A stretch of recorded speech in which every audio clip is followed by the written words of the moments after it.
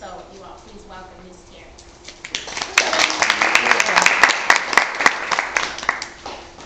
Hello guys, I'll be kind of brief. I don't like speaking in public to a large crowd. I get nervous.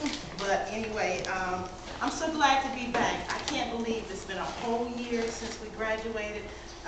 This is amazing to see your beautiful smiling faces. Everybody looks so beautiful and happy.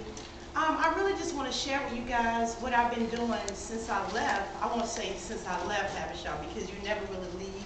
This is a family that you will always be a part of because I feel like it's part of me and I'm part of a family and I can always come back here. Just this building itself is beautiful. Being here is beautiful. And I know you're probably feeling anxious, not knowing exactly where you're going now that you're graduating. And it's a little strange feeling because you're going to kind of feel like a baby bird that's been pushed out of the nest a little bit, and you got to kind of learn to fly on your own, but know that HABESHA is always here to help you, and you can always be involved, so you'll never really leave. I feel just as involved now, even though I didn't get a chance to come back and work with you guys as much as I wanted to, but that was because I was just really, really busy. So what I really want to do is kind of share with you, what I've been doing since I graduated this past year. And what I decided to do was just to really jump in and stay as busy as I could, to do as much as I could. And I will be honest with you and say that I've had to do a lot of volunteer work, but all of this volunteer work has really helped me to learn, to make connections, to meet people, to get a better direction of where I'm going and what I want to do. So I'm just going to kind of go over some things and, my resume of sort, I guess, since I graduated. So when I first left, I got an opportunity to be, there's a community garden in Mapleton called the Historic Mapleton Community Garden. And it's on Floyd Road. If you go right down Veterans Memorial into Cobb County and take a right on Floyd Road. It's near the Maple House. I don't know if you're familiar with, is anybody from Cobb in the class? Okay, so you know exactly. So the Maple House is there, and they have a garden. And the Maple House is an old plantation house, and it has a huge history. They have an amphitheater in the back. So they support a community garden, and I had already joined that community garden just so I would have a little plot. Even though I have a huge backyard and I can do a lot of gardening in my backyard, I just wanted to be a part of a group of sort, and because the water is there, it's easy accessible, they have raised beds. So I have been a member of that garden for 2 years, and then the lady who is over it, and this is a volunteer position, and the lady who is over it, she had to step down because she has a full-time job, kids and all that, and just couldn't. So she asked would somebody else step up to help manage the garden. So Tanisio over here, I'm sure everybody knows Tanisio. He looked at me like, why are you calling her name? But Tanisio said something to me, and I don't know if he remembers this. And I was asking him, Tanisio, what we gonna do? What should I do when I leave? I don't know what to do. I don't know where I'm going. He said, look, chewing on that little sticky hay. So look, you'll know when it's the right fit. You'll know. You'll just know. And it's true. It's very true. When you get in a situation and it's right for you, because a lot of y'all are going to be doing different things. We all came into this program for a different reason. So you'll know what the right fit is for you based on that situation. So when she stepped down, that was a perfect situation for me to step up and take over the garden and do some things I really wanted to do. She was doing a good job, but there was some little things I wanted to do. For one, I wanted to do some work with the community, to have people come through the garden and teach them what HABESHA had taught me, which is how to garden organically, how to do it simply, how to do it affordably, not spend a whole bunch of money. Because I met people that say, you know what, I started a garden and I spent $300. What did you spend $300 on starting a small garden in your yard? That's a lot. So I wanted to teach people how to do it the right way, how to compost and all that. So I said, okay, I had my friend who also was a member of the garden. I said, look, Renee, do you want to help me with the garden? She's like, look, I help a little bit, but I can't be a full-time, garden coordinator. So I knew when I took on that position, it would be mine for the most part, but I would have her support. And I can tell y'all one thing about gardening is you need support. Don't feel like y'all can do this by yourself. A lot of things we tend to be selfish with. Gardening and farming is not something you do alone. You have to have people to help you. You cannot be selfish. You cannot say, this is mine, I'm doing it. It just doesn't work like that. You will fail. failed because it's too much physical work involved just to say I'm going to run something. So with her helping me, she gave me kind of the administrative support. She would say, okay, what do you need typed up? What do you need, for me to print out for you? And she does a lot of that kind of stuff for me. And I tend to just meet people when they're coming to the garden. And what I did, I kind of put out feelers, say, hey, if you're interested in, learning how to garden, let's go ahead and have some classes. So I said, I'll offer some classes. At this point, those classes are free of charge. I haven't had the heart to charge people to do it. At some point, I would like to, though. So the community garden helped me really to get some things going. And now from the community garden, I started managing the Boys and Girls Club garden because they have a garden that was just, it has raised beds, but it was just sitting there because the people had left. A lot of times people start something and they don't necessarily finish it. So with the Mapleton Improvement Coalition, who runs our garden, they asked if we could go and help them with their garden. So we became me. So I'm kind of doing it by myself with one other lady who's a parent there, and she volunteers, and she and I just go out there once a week, and we spend an hour with those kids. And I don't do it for the Boys and Girls Club, I do it for the kids, because without us being there, they're not going to have a chance to garden. They won't have a chance to get out there. And these kids, I look into their eyes and I see how much they appreciate it and love having that opportunity to dig in the dirt. It means a lot to them, so therefore it means a lot to me. So, and then the next thing that came up was something called Cobb Time. And I live in Cobb, so most of my work is in Cobb. And I can say, you can start in your community, start small where you are, and work your way out, because that's kind of what I've done. I started with where I was. This is my home, this is my community, and I just started doing a little something here and there, and it just started to really steamroll, where I'm, at this point, probably taking on too much. So I started working at the farmers market, because we also have the farmers market every Thursday morning from 8:30 until 12:30. And I just asked, because this is all, once again, part of Mapleton Improvement Coalition. And I said, look, do you guys need, some help at the farmers market? And he said, of course, yes. So I started as like an assistant for the farmers market, so I got a chance to see how a farmers market worked.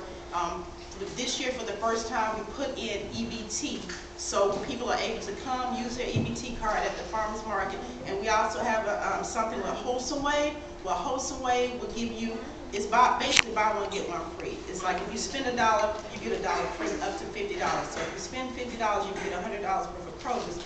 And I want to invite you guys to think about this if you're interested in being a vendor at a farmer's market, because our farmer's market, which is the Mapleton Farmers Market, we don't charge for vendors. It's a very small market. We only have about maybe 6 or 7 vendors.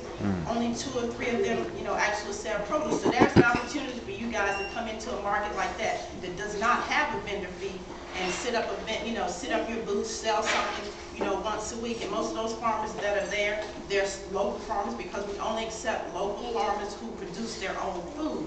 So anybody who wants to come in can apply. So if any of you guys are interested, we're already in the middle of the season, but maybe for next year, if you want to come in, I myself am considering doing some canning and having my own, vendor booth. So, you have to think about things like that and ways to make money. Most of those farmers go from market to market every day, so they'll be at a different, market on Wednesday, and some markets are stronger than others.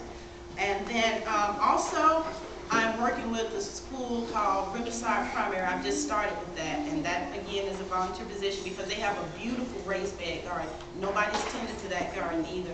And I met someone else who used to work for Pike Nursery, and he said he would like to help me volunteer and get some plants in, and he has access to free plants because he worked at Pike's. So that was a good connection for me to meet. And his wife writes a blog called The Prudent Gardener.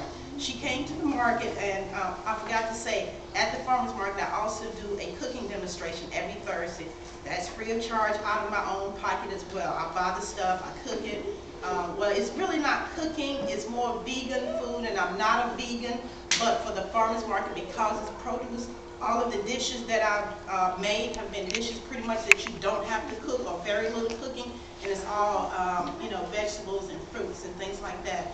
And it's helped me, because me not being a vegan or even a vegetarian, I've learned to make dishes. So in me teaching other people, it also teaches me. And I really love doing my cooking demonstration, and I record it every week, and then I post it to the Mapleton farmers market page and to my page as well, which is Farmer Terri Grows and Cooks, my Facebook page. So I've tried to just keep myself relevant in doing different things, throughout the year. Also, I've been working on this cookbook for the longest that I have not finished, that should have been finished probably years ago, but that's what I'm trying to finish up now. And also, I started learning beekeeping because bees are important, to us as gardeners. So I took up with this program called the Georgia Tech Honeybee Program, which is a program where Georgia Tech just basically, they do research and see how bees are affected, but we also collect the honey and bottle it up. So I'm learning, through that program how to be a beekeeper, and I really like it. I go down there maybe once every 2 weeks or so, but she usually has a meeting once a week where we go and inspect the hive. So I put on my suit, and with y'all the first time I went out there, you can't wear black when you're beekeeping. I had them all black, so I had to put on a complete beekeeping suit, and I almost passed out, and it was very, very embarrassing. But I learned a lot through them, just being able to volunteer through that program. So, most of this stuff, all of this stuff I've done is volunteer work. I have not received a single dime, but it's so fulfilling, and I'm getting so much out of it. And in the meantime, I do apply for positions, related to things, and it's a lot of different positions related to everything that you're doing. I mean, from A to Z, it's a lot. You just have to go out there and look around. So I just want to say in closing for you guys to keep the faith. Stay involved, do as much as you can, partner with some. And one more thing I would say, I forgot that I just finished, and I don't know how I forgot this. I became a master gardener. I'm not sure if all you guys are familiar with the master gardening program, but it's through the UGA or whatever your county extension office is. And I wouldn't say it's similar to HABESHA because it's quite different. I learned a lot here at HABESHA because we did all that hands-on work. That Master Gardening program is entirely different because it's made up of mostly older, retired Caucasian people, and their interest is mostly in doing flower gardens and ornamentals and making things pretty. I was one of the few people in that program that was young. Out of 45 people, there were only 2 ethnic people, myself and another lady, and she was given preferential treatment as a teacher because they want teachers in the program. So it's been a very interesting program, and that was just kind of like icing on the cake because all of my knowledge I got here at HABESHA of how to be a farmer, how to grow things, because this is such an intense hands-on program, and my Master Gardening program was kind of like, saying, okay, this is something that looks good on paper. And it does give me an opportunity to go out and do some teaching. I just have to be careful because when I wear my Master Gardener badge, they teach only from a scientific point of view, meaning that everything is based on scientific knowledge. So I can't say, go and get some fish emulsion, make it and put it out there. I can't really say that. I have to use information. So I have to be careful as to whether I'm representing, myself as a HABESHA person, whether I'm representing, the Master Gardening program. So I'm wearing quite a few hats. And I've probably done what Samira told me not to do, which was take on too many programs, and I did it anyway. It happened by accident with the school and the Boys and Girls Club, but it was just such a need there, and I just couldn't stand to see, it just idly sitting there and these kids not getting that knowledge. So if anybody have a desire, you don't have a place to work, and you want to do some more volunteer work, come and see me. I can do it. So that's all I have to say. I probably went over my little limit. So just be encouraged, guys, and do as much as I can and enjoy it because this is a wonderful place. And I would say you came to the best place in the world to me to be educated. Samira and Kashawn, they do an amazing job, and I tell Samira that all the time. I don't know what I would have done if I had not discovered HABESHA at the time I did in my life because I needed something, and this is the something that I needed, and I was going through a divorce. And I wasn't sure where I was going, with my life. This gave me the direction I needed to say, you know what, I love farming and agriculture and cooking enough to make this a career. And my year has been a beautiful, happy year. And I hope when you leave here today, you will leave encouraged and you will be happy and know that there's something out there for you all to do. You just have to find it, okay? Thank you.